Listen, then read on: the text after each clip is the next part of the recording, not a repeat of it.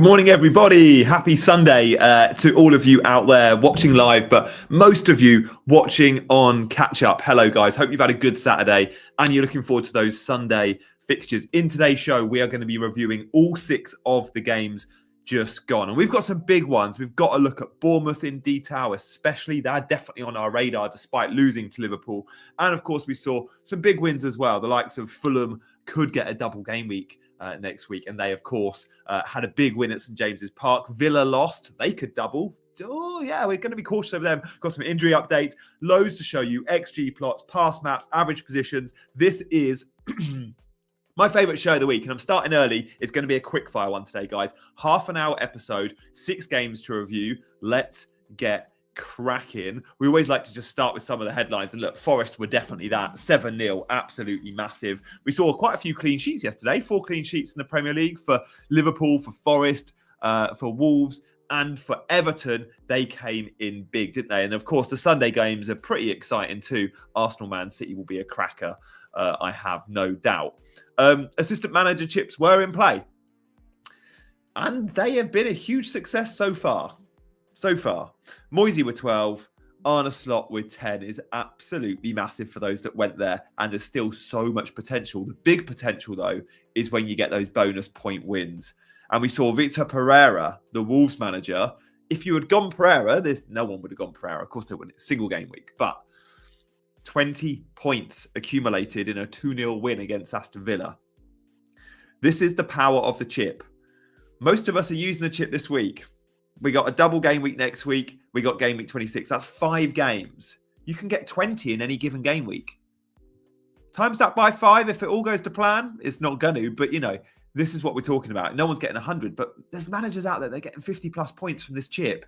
I hope I'm one of them. I hope you guys are one of them for going with Moisey. Let's see. And look, those that have gone slot can still hope as well. Of course, we want to be using transfers on this chip. Next week, you're going to be using a transfer to be picking probably Iraola or probably Silva. For me, that's where I'm going, because both those guys have a bonus fixture in them next week. We still don't know exactly who's going to be doubling. Chris Wood, by the way, absolute monster. 154 points already in FPL. Huge. Before we start with the individual games, injury updates, and we've got some, but hello to everyone in the chat. Triple captainers are still doing very, very well. Absolutely. And they've still got their assistant manager to chip to play next week. Woods just doesn't let you down. Morning, guys. Thank you for all joining me so early. Hello, Keith, in the chat as well. And hello to everyone who's watching on catch up. If you've got any questions live about the game we're on, hit me up with them and I'll show some. Probably fewer questions today because we're going to rattle through. As I said, I've got to be out of here in 27 minutes time. I'm on a strict timer. I've got a train to catch. Big injury news yesterday. Trent first. I tweeted, come on Spurs, Trent will surely be fine, Toilers and Derby. Come on Spurs, because Trent injury, we know from what Slot said, he's probably not playing against Tottenham on Thursday. If Trent doesn't play against Tottenham on Thursday, does that increase the chances of Spurs going through to the EFL Cup final? Marginally. And if Spurs go through to the EFL Cup final, Liverpool don't get a double game week. And all those that have gone assistant manager Slot only get a single game week, which I think would be quite funny. And those that are waiting on triple captain Salah next week, yeah, they also will have a bit of an issue. If Spurs get the double game week, then Fulham get the double game week too. Those 2 managers, Postecoglou and Silva, both come with the bonus in their fixtures. By the way, the update on Trent, he felt something. I can't tell you exactly what, and he felt bad. I can't tell you exactly what and how bad it is, of course, but we're 1 hour after the game. This was Slot post-match, but it's never a good sign if the player is asking for substitution. It's also never a good sign when the player goes down injured off the ball. That seems to be a recurring theme. When players go down off the ball, it's sometimes an issue. So actually, 12 days time, there's no banker that he is fit. Let's see how that one develops. We will get lots of interviews with Slot before this game because they've got EFL Cup. They've also got Plymouth in the FA Cup. That's loads of chances for Slot to give updates. Ignore the FPL website and the flag status, guys. If you want injury updates, Fantasy Football Scout homepage is the best place to go, or their Twitter, or my Twitter. I mean, I'm always tweeting about it. Watkins also went off, groin injury. Doesn't sound as serious. His next game is 15 days away. He is a fitness monster. He's never injured. Unai Emery said, I changed him because he was feeling pain in his muscle. Tomorrow we'll test him. It's not something important, but I changed him for this injury. I think we're probably good. Good morning, everyone. Let us know how many points you're on. Let us know how. Yeah, 95% Trent plays, it says. Yeah, exactly. I'd say it's probably more like 50. Thank you, Keith. That is a great reminder. Guys, I would love you if you're watching for the first time or whatever. Regardless, first time or not, there's loads of you out there that probably think you're subscribed to the channel, or just because you watch me, you see me on your algorithm, it shows you, blah, blah, blah. Loads of you aren't subbed. So if you do want to support the channel in any way, that'd be amazing. Do hit that subscribe button. Thank you, guys, for all those on catch up as well. And drop a comment if you are on catch up. I'll get back to you later today. I've got some free time later to just do comments. If you've got a question, put them in the comments. Right. That's the injury update. Now let's get on with the games. That's what you're all here for, right? So let's kick off with Liverpool versus Bournemouth because Mo Salah did it again. And Bournemouth is such an interesting team. That's so interesting because we're all looking at them next week. Bournemouth have Southampton as an entry point next week. The fixtures for Bournemouth are really, really tasty. So before we analyse this game, let's just note that we are going to want to buy Bournemouth players very, very soon. Southampton, Wolves, Brighton, Spurs, Brentford, Ipswich, up to game week 30. Yes, please. I'm buying a Bournemouth midfielder. And yesterday they were good. It's worth noting this XG, that includes the penalty. Take the penalty away and Liverpool are on 2. And Bournemouth are 1.8. There's very little in it. Very little in it. That penalty doesn't happen and it's level pegging. Also, Bournemouth hit the post twice. Bournemouth are a proper good team. What did this game show us yesterday? It showed us that Bournemouth are really good, but Liverpool are looking like title winners. They can go to places like Bournemouth and pick up an ugly 2-0 win. I say ugly. It wasn't ugly, but it wasn't pretty either. Shot maps were good for both teams. As always, you see Liverpool taking some shots from range, but producing big chances in the box too. 19 shots to 14. And look, Bournemouth still had their chances. Lot of small chances for Bournemouth, though, it has to be said. Only the one big chance there. They were fun, though. Semenyo hit the post. Tavernier hit the post. Liverpool pass map looks sexy. Always does. Trent high. Loads down the right-hand side. Interestingly enough, it wasn't Trent that got the bonus. It was Robbo that was closest from all defenders. Gakpo got the assist. It did come off early, Gakpo, but I think we expected that. And Salah doing what Salah does. He gets a penalty, he converts it, and a beautiful finish for the second. Luis Diaz is still holding that spot as the number 9. Just not an FPL pick for me. Could Jota start the derby? Maybe. He was on the bench yesterday, Jota. Bournemouth, the big question is, are we picking Semenyo? Are we picking Kluivert? Are we picking Dango Atara? Guys, I'm still not sure, is the short answer. I mean, Dango Atara is cheaper. He's 5 million. And he's playing number 9, but you can see he drops deep. And actually, Semenyo and Kluivert have that average position, don't they? Let's see if Bournemouth buy anyone on the last day of the transfer window, which is Monday, if they buy a forward. I don't think that's going to happen. I think Dango might be where I go just because of price. I've got a comparison to show you on all 3 players, by the way. Early subs were interesting yesterday. When you look at this and you go, oh, Tavernier is now back from injury. Who's he going to come on for? You do wonder if Dango could come off and Kluivert goes to number 9, which is pretty much where his average position is anyway. But no, interesting point for me yesterday was Dango stayed on the pitch. Iraola is showing that he's an important cog, and it was David Brooks that came off for Tavernier. So he wants to make an attacking sub. Kluivert, Semenyo and Dango have to stay on the pitch. That's how Iraola saw it. They are valuable members of the team at the moment. So Dango doesn't feel like a rotation risk, even when Tavernier is back in the mix. We saw Tavernier come on for Brooks, and I feel like those two will be now competing for a spot. That substitution is really important. If ever I want to look at like pecking order of an attacking lineup, I don't just look at starts. I look at how many times they've been early subbed. Another comparison of that is Liverpool, right? You look how many times Diaz gets an earlier sub than Gakpo. It shows Gakpo at the moment is more precious, I think, to slot than Diaz. Yes, they're both starting all the games in the Premier League, but it's Diaz often coming off early. Must be said yesterday, Diaz actually got 90 and Gakpo didn't. But if you go off like the last 10, 12, 15 game weeks as a sample size, you'll see it's always Diaz pretty much that comes off before. Diaz, of course, was rested in the week. Gakpo wasn't, hence the early sub yesterday. Yeah, you like Kluivert. Kluivert makes sense and Pens. Yeah, if you got 5.7, absolutely. I think Kluivert is the standout. And look, let me just show you some data on them. This is from the Scout app. This is just yesterday's game. Kluivert did rack up the highest XG. It was Dango with the highest XA, expected assists. It was Semenyo with the most shots. But what we see with Semenyo is loads of shots from low XG chances. He's pretty greedy. Andy says he's a bit of a troll. But Kluivert, the standout with XG, but this is just yesterday. When I do my team selection video, or even my early thoughts video that will be out tomorrow morning, I'll compare these three players over probably a 4-game sample. I'll compare it for as long as Dango has been in the 11, which I think is 4 games. Let's go, okay, they've all had 4 starts from 4. Now what does their data look like? That's probably a fairer test because they're not going to play Liverpool every week. Yeah, Dango has started the last 5. So perhaps I'll do a 5-game sample, although we did get 69 minutes in the first one. That's fine. We can do the early sub. So stay tuned for that tomorrow. Maniki's got Dango already. Yeah, could be where I go. I just think the money, if there's little to split them, money's in it, and money's an issue. Dango's fine. Kluivert, obviously, Pens is great, and Bournemouth do get Pens.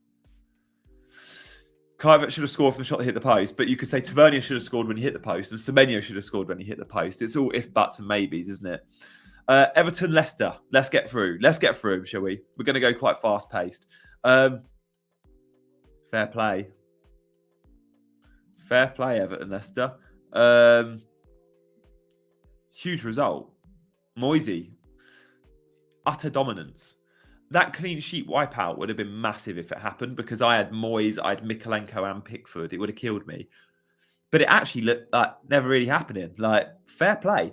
Everton are playing so well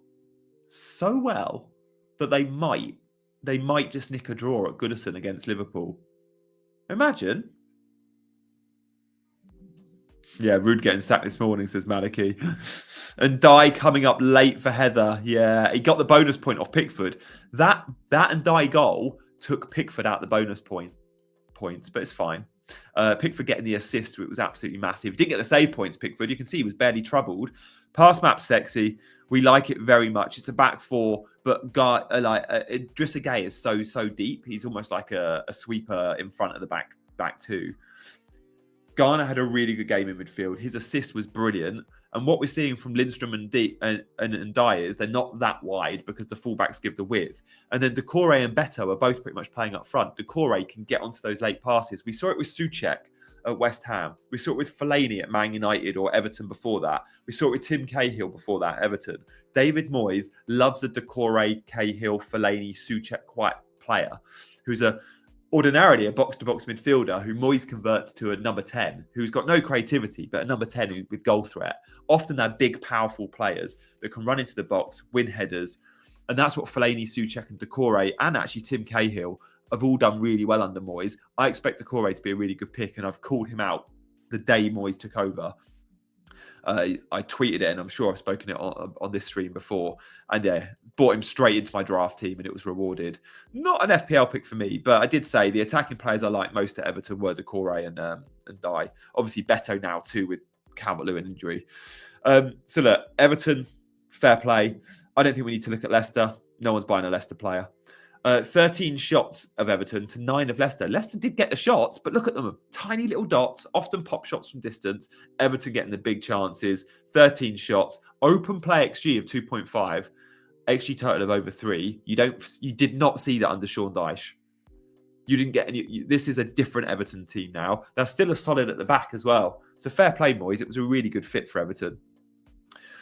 Let's go Forest. Because, look, Chris Wood, this is unbelievable. 154 points already this season. He's never got close to that, really. I've not owned him all season. Loads sold him. Absolutely heartbreak. But, yeah, absolute heartbreak for those that don't own him. A fair play if you did. I reckon about 50% of you watching do own Chris Wood. And again, Brighton were rubbish. I sold Matt Sales, which I was devastated about when they got the clean. But, to be fair, I bought in Pickford, who outscored him. So, I'm happy enough. And as the extra fixture, of course.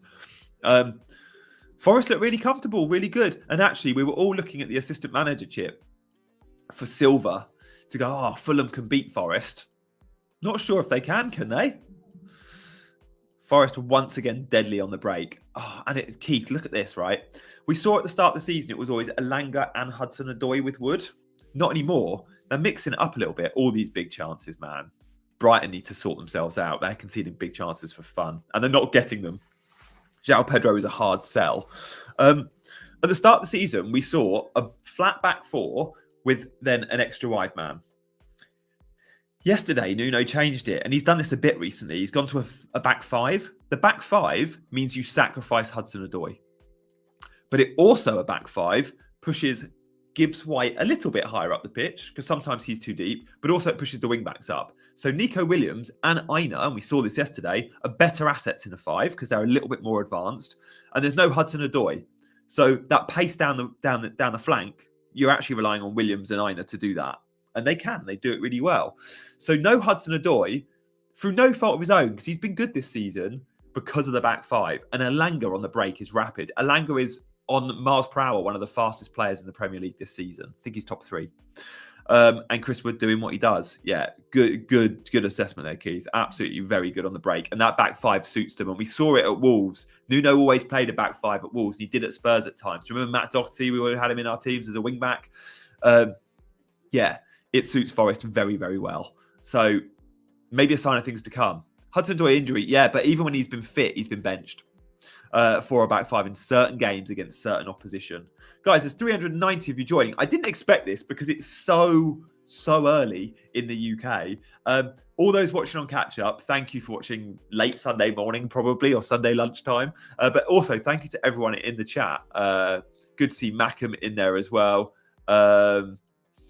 John's in, loads of channel members with us. Gibbs, White, Rosenda is happy with. Milenkovic, yeah, rather than Williams, though. Milenkovic has been great for you. If you do want to support the channel, guys, I would love it if you fancy hitting a subscribe button this morning. So far, we've had 2 people subscribe all morning from 400. That can't be right.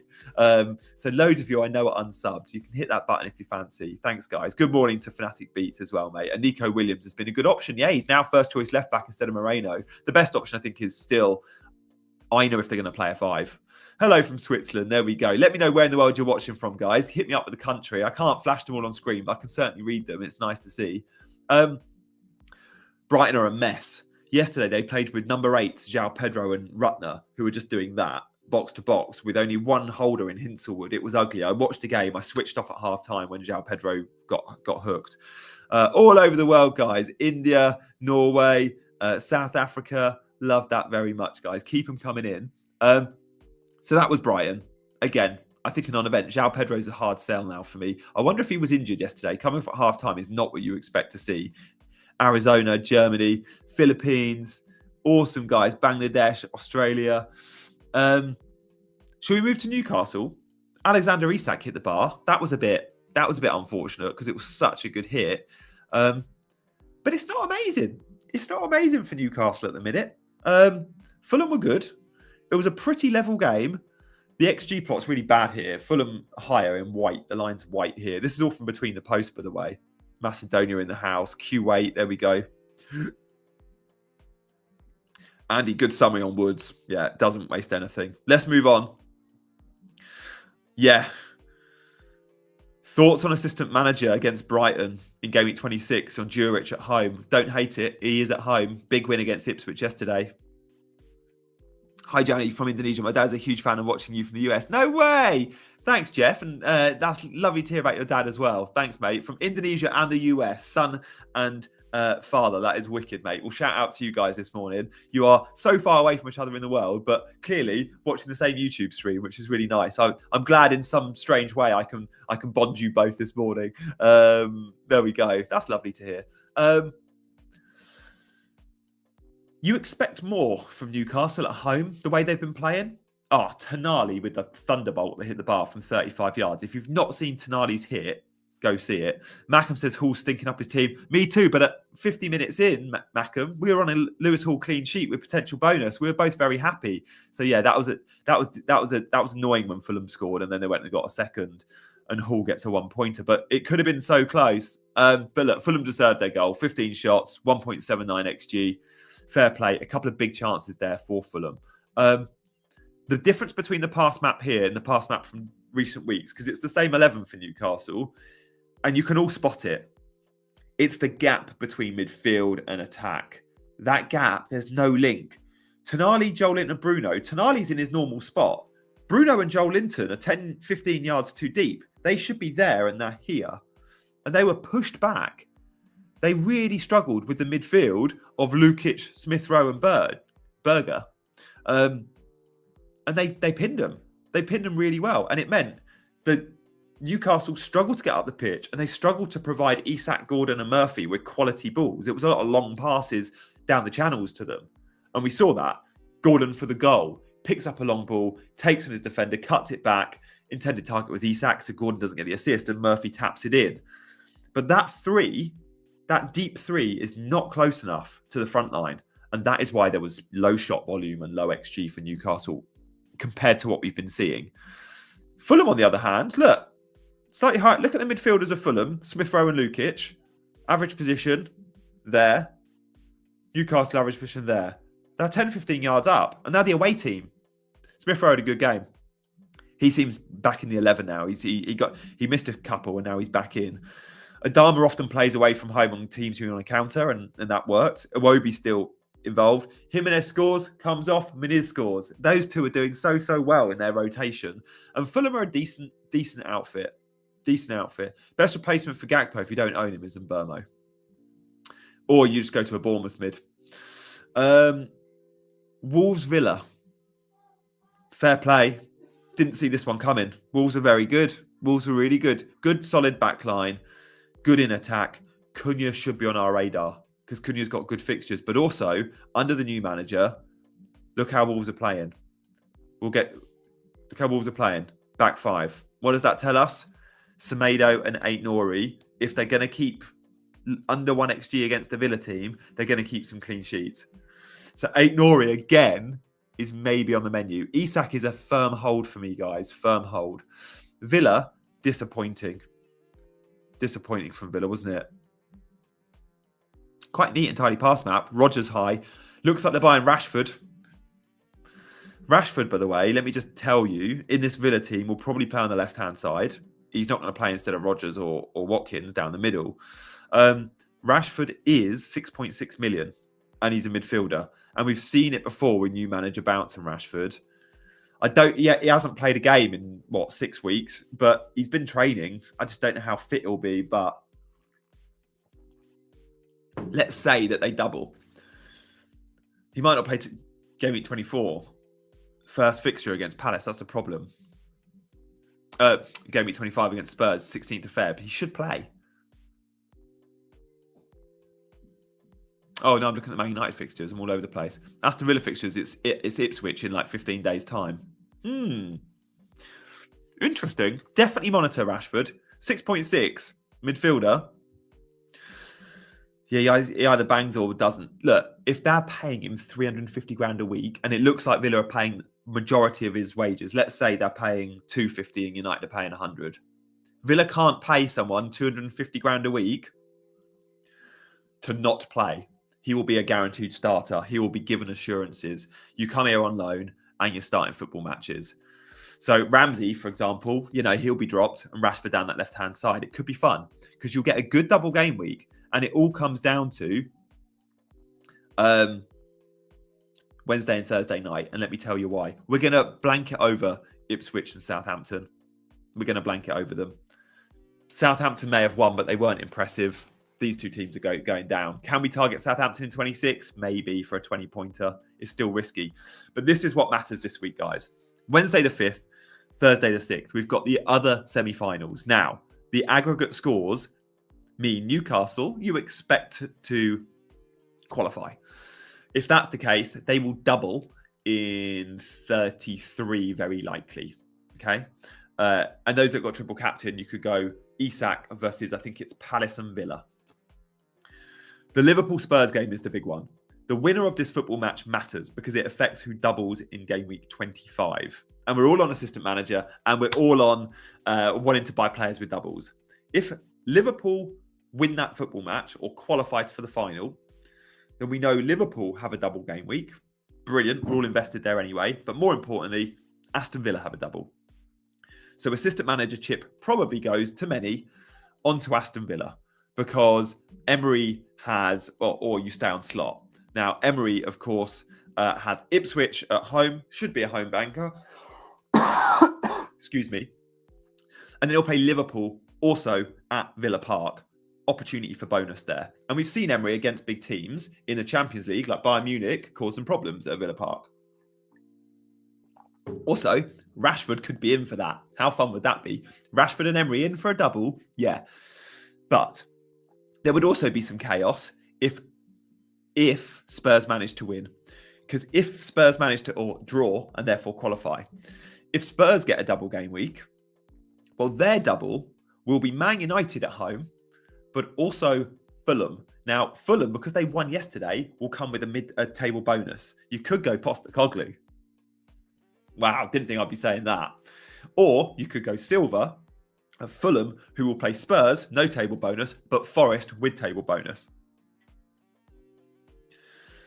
If Spurs manage to do it on Thursday night, it gives us, I think, more fun and more opportunity. We can buy Spurs or Fulham players, maybe not buying too many, but for the assistant manager to punt on a Postecoglou or a Silva with table bonus, I think is awesome. So watch this space. Wednesday, Thursday is going to be huge. I'll do a reaction video to that on Friday morning. It will massively influence our decisions. So Friday morning, stay tuned for a early upload from me. Guys, thank you so much for watching this morning. We've rattled through the games. It's been awesome having you lot in the chat. Sorry I've not been able to engage so much this morning. Usually we take an hour for these streams. I've done it in 28 minutes this morning. On your way out, hit that like button and please do consider subscribing to the channel. You lot have been awesome. I'm here every Sunday. Today really didn't work for my schedule, but I made sure I showed up and just did a quick half an hour because I really enjoy it and it helps me, my thought process and see the games and the visual stuff. I hope it helps you too. So shout out to Scout, some data from them and of course from Between the Posts as well. Guys, have an awesome Sunday. Good luck for the rest of this game week and I will see you on the other side. Bye-bye.